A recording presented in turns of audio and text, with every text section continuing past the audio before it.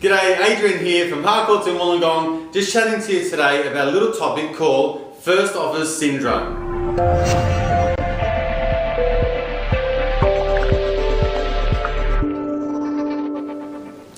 So, first offer syndrome, as the name implies, is when an owner first puts their property on the market, they get a really good offer straight up, and they think to themselves, maybe there's more money around the corner.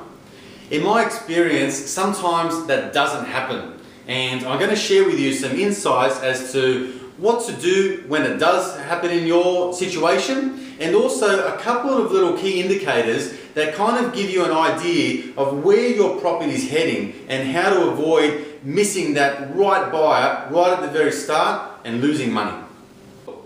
Now, a key indication that your property is on the wrong track in terms of price is where you've had a lot of internet inspections. Let's say you might have had a couple of hundred internet hits or inspections on the internet, but only 4 or 5 people show up to the open home.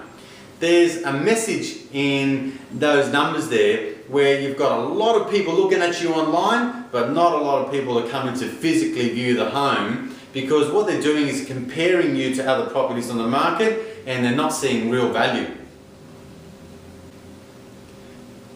The second thing to look for is actually the opposite. And this is where a lot of owners land themselves in hot water, particularly when some smart money comes up right at the very beginning of the campaign and they feel like turning it down, thinking that there's more around the corner.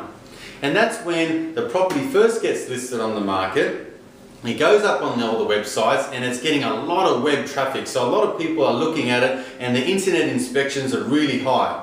And as a result, the actual open home or the property inspections are high also. So you turn around after a Saturday or a Sunday of opens and you say to the owner, or the agent says to you rather, I've had 15, 20, I've had 25 groups of people that have come through.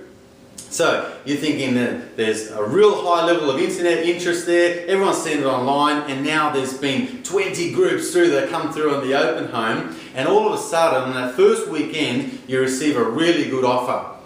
So your natural assumption is, and you're only human, that there's going to be more around the corner.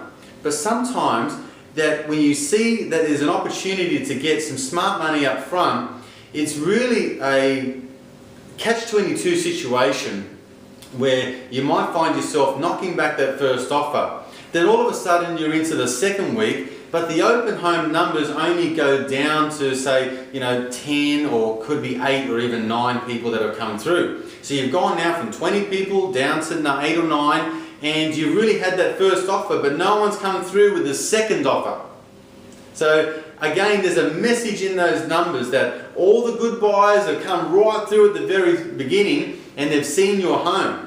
Remember, it only takes about 3 weeks for a property to become stale on the market. So if you're missing out on that first offer straight up, chances are you burn that buyer, they go around and find another property around the corner and buy it because the owner's ready to accept that price straight up, and they have bought that property, you've lost them for good. And now you're playing catch up trying to find another buyer.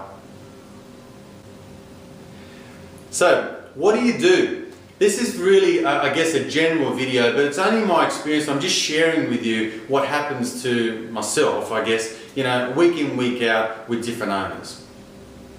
What you do is that you need to assess your situation. That's why this is such a general video, where if your ideal scenario is that perhaps that money is, or the offer is not the greatest offer that you could possibly receive, or not what you really, really want in your heart, but it could allow you to move on to another property.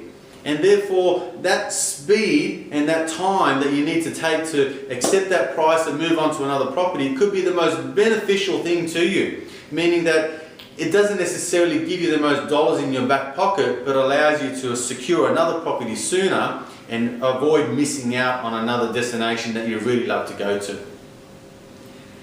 There really is a lot of circumstances that could play a factor here. And what I'm trying to, I guess, demonstrate to you is that sometimes that extra $10,000 or $5,000 is not around the corner.